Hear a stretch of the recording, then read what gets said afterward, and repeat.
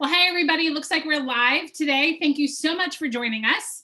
Whether you're with us live or watching the replay, thanks for taking your time to invest in this webinar. So I'm Anna Krueger, and I lead the ISA coaching program called Mastering Inside Sales, as well as the class How to Hire, Train, and Retain Inside Sales Agents. So my whole world is lead gen, lead conversion, inside sales.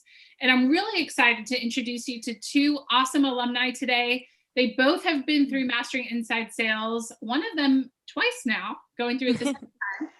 And we really just want them to share with you the best of the best. So what did they learn in the class that you can take away from this webinar, whether you're an agent, whether you're an inside sales agent, but just what are things that you can use today that will help you have success really fast? So basically, what were your top takeaways from the class?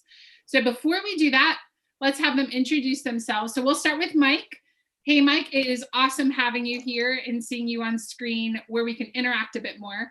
Tell everyone your position, where you're from, and then also contact info in case they have a referral for you. Okay, thanks for inviting me, Anna. My name is Mike Robbins. I'm in Newport News, Virginia. They call it the Coastal Virginia Hampton Roads area, and I'm with eXp Realty. Perfect. And then how does someone send you a referral if they have one for that coastal part of Virginia? I have an email address, michael.robbins@exprealty.com. Perfect. So michael.robbins@exprealty.com. Perfect. And then, Anne, we can kind of see everything I just asked in your background. I love it. I need to up my background game. But Anne, tell us where you are, how long you've been in the position, and a little bit about what you do. Hi, Anna. I'm honored to be here as well. And unfortunately, I can't take credit. That was my team leader, Tanya Michaels, that created that last minute. But I'm here in Las Vegas. I've been in ISA for under a year, since last September. I'm actually enrolled in the ISA Mastery course for the second time now because I found that much value in it. And loving the industry, loving my team. Any referrals can be sent to sales@michaelsteam.com. Perfect. Awesome. Well, let's jump in. Let's let everyone know what your favorite things were about the class. And everyone watching, we don't have like a script or a certain thing that we're targeting here. We really just want to add value to you. So what I would say, type in the chat box if you have something really specific that you would like to learn, and then we'll pose those questions to Mike and Ann. So let's start with, if you had to say, what is the number one thing that you got from the class? Now it's an 18-week class, so you got to really like filter it out there. Yeah.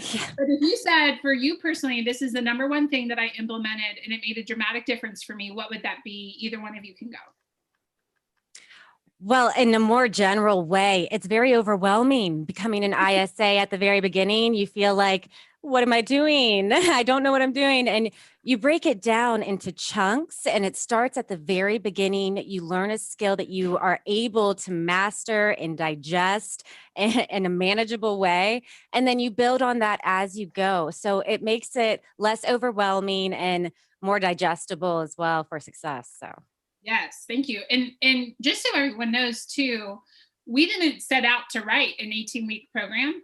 During quarantine, we sat down and it was like, what are all the things that an ISA would need to know to be successful? And we made this huge list and then gave that list to other people and said, what would you add or take away? What do you think? And then it became 18 weeks to teach all of that.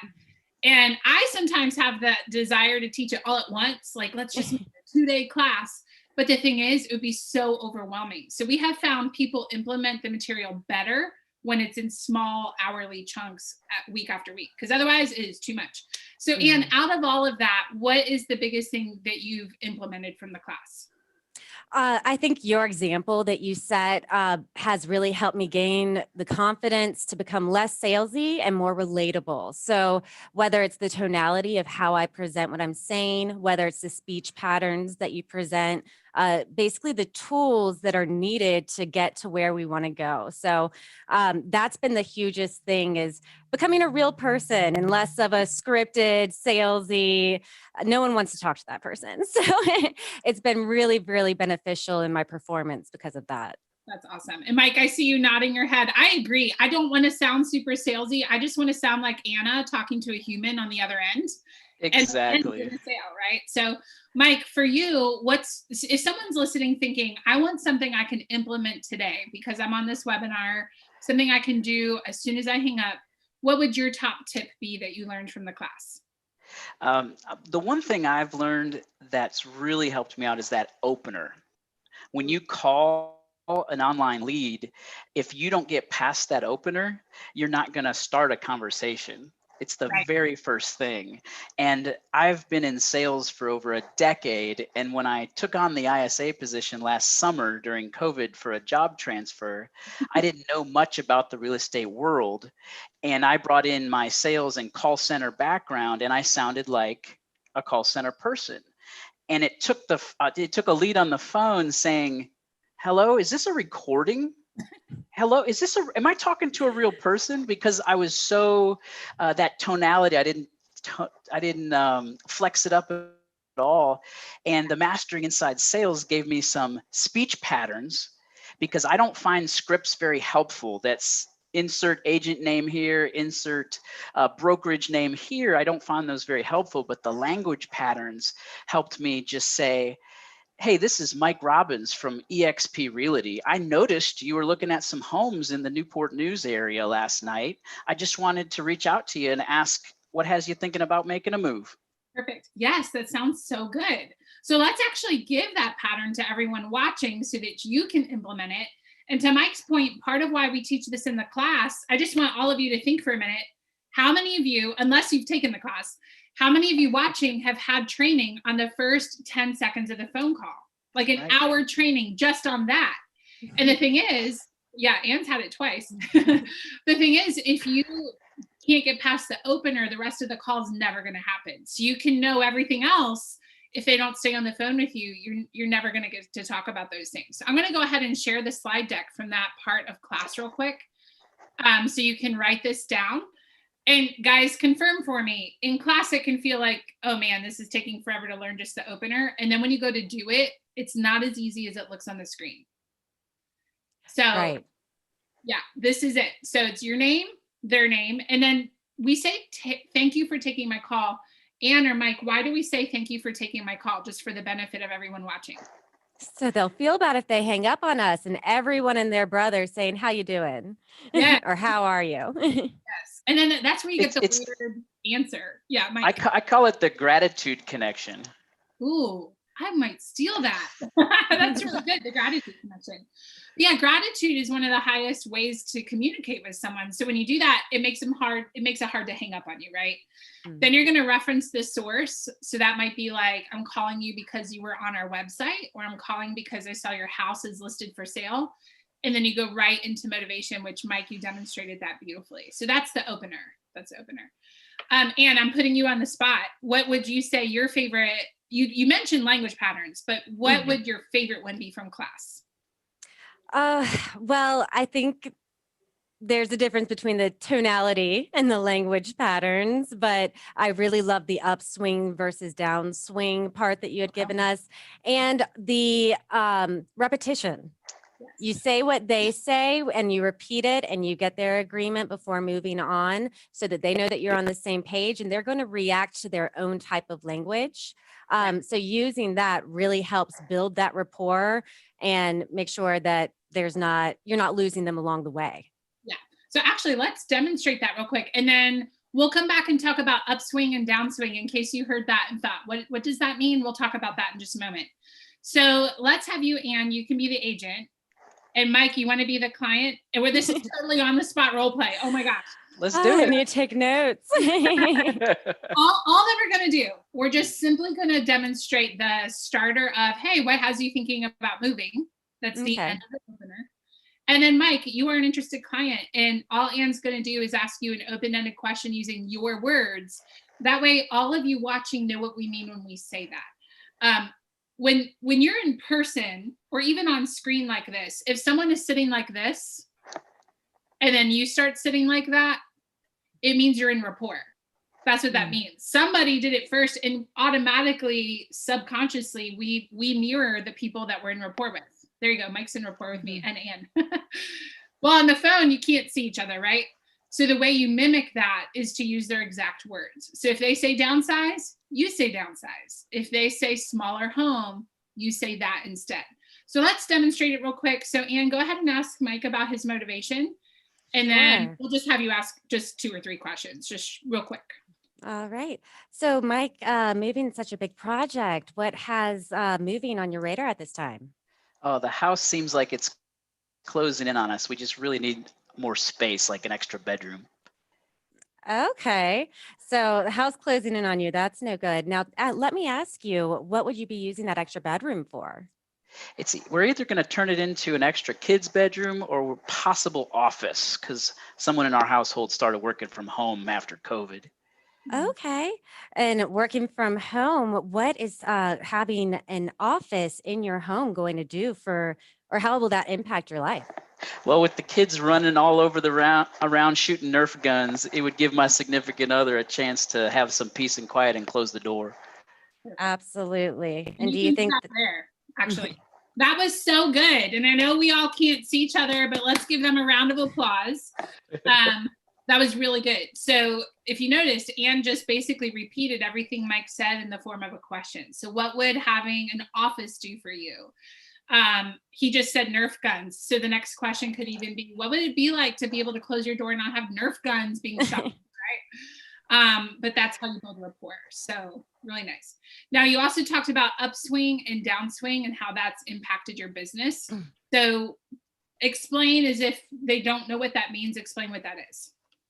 Well, I think confidence is the biggest thing that people are looking for in representation. Buying and selling a home is such a huge deal. It's one of the most expensive things that they'll probably ever own. So they want to know that they are in confident, capable hands, and you need to project that in your tonality. So there's a huge difference between, are you available on Wednesday or are you available this Wednesday?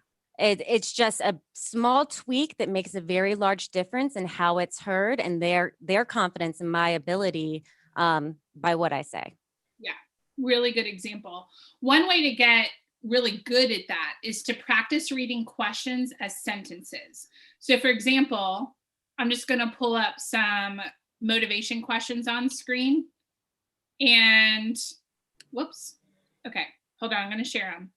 And I'm just going to show you real quick what you would do on to practice this. So if you want to get better at having the downswing, you would read a question, because we're naturally going to want to go up. So you're going to go down. So on a scale of 0 to 10, how motivated are you to have a home with an office with no Nerf guns being shot at you? And you go down. What makes it that number? What would need to happen for it to be a 10? So I used to really struggle with the downswing, and I just would go to Google. I would simply Google list of questions, and then I would practice reading them out loud with a downswing. And it can help you to move your hand with it. I learned that in the Bold classroom through Keller Williams. But what makes you want to move? What would that do for you? And you practice it that way. And then when you're actually on a call, it will just flow naturally, and it won't be so measured when you're actually doing it on a real phone call. So that's one way you can get better at that. Okay, so we had a question come in from the Kruger group. I think I said that right. And they're asking, what conversion rates do your ISAs or even just you specifically hold for contact, set, held, and signed? And I know what the averages are, but I'll let you guys answer that before I share. So my numbers started out very low. So I had to make a lot of phone calls in order to get someone on the phone, in order to have that conversation, in order to set the appointment for the agents on my team. Yeah.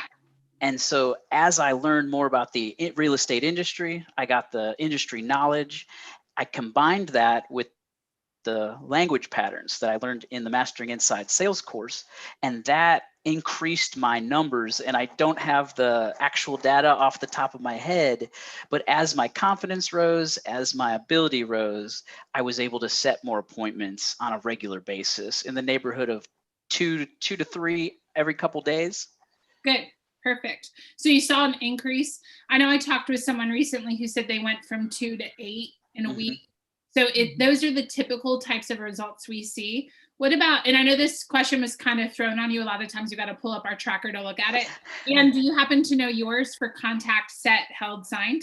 Well, what I can tell you is that my set to held improved so vastly. It actually doubled after taking the class. And each of those ratios improved as we visited that particular topic. So my set number went way up, as I was learning how to dig deeper, how to build rapport, how to basically get to that point of honesty and get that appointment and win that appointment. And, as that number went up, some of the other ratios kind of popped down because I had not yet switched my focus to like the pre-qualifying, the things that are really going to help them hold, make sure that they are as motivated as they might initially see, some of those tips. So as we continued, I noticed each one of those categories would improve as we visited that topic. I still have a long way to go. I've been in ISA for less than a year now, but from where I started, it's just been an sensational impact. I initially my set to held was very, very low. I was setting appointments left and right, but they were canceling. And I had a set to held of 32 at a point that rose to 68 in a matter of a few weeks during this class, my first time taking it, which goes to show why I chose to take it again. Because if I can have those same results again, imagine where I'll be. Exactly. Yeah, exactly. Well, I love hearing that. I didn't know that. That's awesome. That makes me happy to hear that impacted you so much. So to answer that question too, I'm actually going to pull up the slide deck from session 4. So this is from session 4 of the actual class. I'll go ahead and put it on the screen real quick for you guys. These are common conversions. So if you're trying to know, is my team average, above average, below average, these are some guidelines. And here's what I would say. Everyone, please really hear this as I say it. A lot of it will depend on your lead sources. So an example would be if I'm calling for sale by owners, they have a much higher conversion rate because every single person I'm calling already has a house listed. So we know their motivation is high. You can usually set 1 out of 8 to 10 for sale by owner conversations, which would be a 10% conversion contact to set. Now, if I'm calling internet leads, 3% is a great conversion rate. So most ISAs call a combination of about 5 different lead sources, which averages out to be this 5% right here. Mm-hmm. Okay, so just be clear. I have a fear on a webinar, people will say, well, we need to do this because that's what the screen said. And there are a lot of variables, which is why we spend an entire hour class talking about tracking and conversions in session 4. But here's some good guidelines for you. And so, Anne, I just have to say, as an ISA less than a year, you're doing really well. 70% is considered average for someone with training, and you're at 68 less than a year. So nice job. Nice job. Mostly internet leads. So that's good. Wow. That actually does change that to be a bit different. That's awesome. Yeah. Perfect. Good. So we've got about 10 minutes left. Let's share 1 or 2 more things each that is very applicable that someone watching this could take notes and then go apply it immediately. And at the end, we'll tell them where they can learn more about the class. So Mike, let's hear from you. What's another thing that you got from that class that you say you have to do this because it will change your business? What would that be? Mm-hmm. So I was in the ISA role for about 10 months and then saw the light on the other side and went and took my courses and got my real estate license. So I was a realtor as of April 1st. Congratulations. Thank you. And so I'm using all the lead generation training that I learned to now set high quality appointments. And I love the language pattern for the close when you set the appointment. So now I'm setting my own appointments instead of setting them for the team agents, but I'm using the same language. When I get to that point in the conversation where I am ready to set the appointment and they agree to come meet either Tuesday, Thursday, what works better in your world, Tuesday or Thursday? Yeah. Thursday. How about the morning or the afternoon? And okay, afternoon works great for me. Here's what we're going to do when we meet. We're going to sit down and we're going to go over your motivation and pricing. We're going to put some homes up on the big screen TV in the conference room that actually fit your search criteria. And then if all works good and you think it's a great fit, after we interview each other, then we're going to sign paperwork to activate the next steps. Perfect. Look how you have that memorized so well. Nice. Okay, So I want to share a success story real quick. Yeah. As an agent, I met someone on Friday, and the gentleman travels Monday through Friday, so he's not available during the week. I set a buyer appointment for Sunday morning, and I met with him and his wife. On Sunday morning, I went and showed him houses, his wife houses, while she FaceTimed him in the evening. Awesome. And I just wrote an offer for them today. So that was Sunday to Thursday. This morning, I spent the morning writing an offer, and it was amazing. That's awesome. Well, and that's what the right scripts and language patterns can do for you, right? And yes, you obviously know it. Like, you were just on the spot. You didn't look like you were reading it, and you just delivered how to set an appointment and set expectations. And here's the whole thing is that portion of class, I'll repeat it in case any of you missed it and you want to write it down. But when you're setting an appointment, one way to get an easy yes is to kind of funnel them into which part of the week works for them. So instead of just a blanket, well, what works best for you? Well, I don't want to go to a cardiologist. It's like, yeah, I'm free. When's good for you? That sounds horrifying, right? Like, why are you so free? So Mike demonstrated beginning of the week, end of the week, morning, afternoon. And so then when you offer a time, they're very likely to say yes, because you already kind of funneled them into knowing what works for them. So nice job. And then setting that expectation. When you apply the things from class, it's very, very common to have a 70 to 80% show ratio, and then have a 80 to 90% signing ratio. Very, very typical. 80 would be the low side, 90 would be to that high side. So using that script Mike just gave you definitely will help you get closings. Perfect. So Anne, let's hear one more from you. So one more, guys, you have to implement this. It will help your business. What would that be? It's hard because there's so many things. One of the things is the gaining yardage. I love all of your analogies. Anytime anyone makes a sports analogy, I think of you. But the analogies themselves. That is the last sentence I would have ever thought someone would say about me. I love basketball.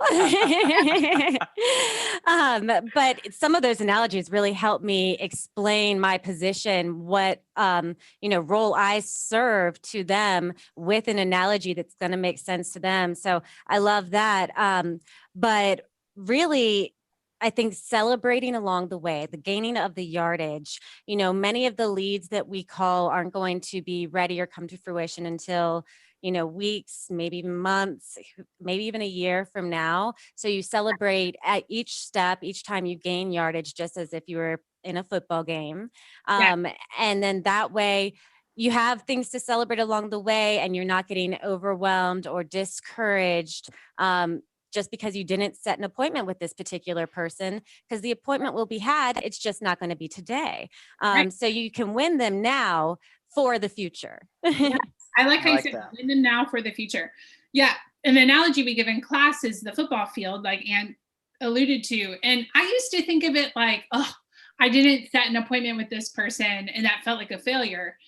And then it's like, we know at a football game, we cheer when they gain 10 yards. Nobody got a touchdown, but we celebrate because we're closer than we were. So we talk in class about that hashtag gain yardage. So when you hang up with someone and they said, yeah, I'll call the lender. Great. You just gained yardage. You just got that person closer to the end zone. So it's a great mindset to have. And the thing is, success breeds success. So the more that you feel like, ooh, I just had a success, you're going to be more likely to keep having successes the rest of the day. Now, Anne, you said you like the analogies to explain your role. If somebody's like, ooh, give me one that I can. I have so many. Whether it's, for my particular role, it would always be, imagine that Tanya is the surgeon or the doctor, and I'm the nurse. So I'm going to collect information, ask you questions, and she's going to be the one that's going to cure your problems. So that's a really great one. But then there's the digging deeper, digging 10 different holes in the yard versus one hole very deep is a great one. A professional mechanic, would you trust? Let's explain the tree one real quick too. Is we talk a lot about digging deep, which Anne and Mike did that role play. That's what that was, is you're digging deep with someone when you use their words in the next question. But the analogy we use in class is if you hire a landscaper and say, can you plant a tree in the front yard? and they dig a scoop of dirt here and a scoop of dirt there and a scoop of dirt there, that is not effective. Like they've actually just created chaos in the front yard. The way to actually plant a tree is to stay in one spot in the yard and dig like 8 or 10 scoops in one spot. Now we have a hole deep enough that we can plant a tree. And so the point of this is when we're asking questions, I'll give you an example of what not to do. That would be like jumping around the yard. Oh, when do you want to move? Okay, tell me about the kids. Awesome. What kind of house do you want? Really cool. What makes you want to move? Okay, cool. Tell me a little bit about how you plan to pay for this house. So I'm asking a lot of questions, but I'm actually creating chaos because I'm not focused in one spot. So when you're asking about motivation, you want to use their words in the next question, and it will help you stay focused. So that example that Anna and Mike did for us so beautifully, what makes you want to have an office in the home? Okay, what would it do for you if your kids weren't shooting Nerf guns at you, right? So it's the idea of I take their word and put it into the next question. Now that is something we talk about all throughout the class. You just got like a 2-minute explanation of it, but that is a heavy part of the class, how to ask quality questions. So before we go, I do just want to show real quick, how can you get into this class and know more about it? So our next class is launching on August 4th. If you're dying to get started, we do have one that is 5 sessions in, or 6 sessions in now. You can still sign up, but we're almost out of time. So you can either join and catch up on those first 6 sessions or join us August 4th. The website is masteringinsidesales.com, masteringinsidesales.com. And we talk a good bit about the program here. If you scroll down, you'll see what to expect. You'll see this beautiful chart right here of what you get and what's included. You'll see some testimonials, some commonly asked questions. And then when you're ready, go ahead and click sign up now. And let's go ahead and put that in the chat box for everybody. It starts August 4th. And to Mike's point, he's an agent. So we actually have a lot of agents that are in this class, more than I even realized, because it's really lead generation, lead conversion class. And if the thing is, an ISA does it all day, and they hand it over once it's set. But if you're setting your own appointments, you still lead generate. You still do all the things an ISA does. You just stop around lunchtime to go service those clients. So we have an enormous amount of agents in this class as well as ISAs. All right, so check that out, masteringinsidesales.com. Before we go, any parting final thoughts that you want to leave anyone with? I'd like to say that I'm lucky enough to work under Tanya Michaels, who you have had a relationship with before, and having her speak that same language has been enormously beneficial. So if only one person on a team could take this class, I'm torn between the team leader and the ISA, but if both could, that would be ideal. Yes. Well, and what's cool too is a lot of classes, you have one person per one sign up. In this class, we made an exception. You can have 2 people per sign up. So 2 people can take the class for $199 a month. And honestly, the return on that's ridiculous. I mean, one closing, just one closing should earn you about 5 times ROI. And you should get ridiculously way more than one closing. So it's a great value. I'm excited to offer it to you guys. So thank you, Ann, for that. Mike, anything left that you want to share before we close out? I will just say thanks for inviting me. It was kind of an honor, and it was unexpected, and I was happy to be here. And I'm in an office with about 50 agents, and every single person I talk to has asked me, because of my confidence level and my high conversion rate with leads on the phone, how can I get better on the phone? And I can't tell you how many people I've passed along your website to. Oh, that's awesome. Well, thank you. Thank you. Yeah, and if you guys go to that website, Mastering Inside Sales, there's a lot of free information you can get on there. Actually, that website would be mapscoachanna.com. That's kind of like the larger website with everything we offer, mapscoachanna.com. The one specific to class is masteringinsidesales.com. But mapscoachanna.com has all kinds of free webinars, downloads. Check that out. But Mike, thank you for doing that. And I think that's cool that you've had people notice. And before we go, I just have to give praise to these 2 individuals. They're here because of how they showed up in class strong. If you were in class and not here, you probably did too. We can't have everyone on the webinar at once, right? But they stuck out as people that really were dedicated and committed. And we just wanted to highlight them and say thank you for being here and give you guys a chance to share with others. So thank you guys for being here. Thank you, Hannah, for helping us organize. She's in the background today. And we'll see you guys hopefully in Mastering Inside Sales August 4th. All right. Bye, everybody. Thank you, Anna. Thank you. Thanks, guys. Bye.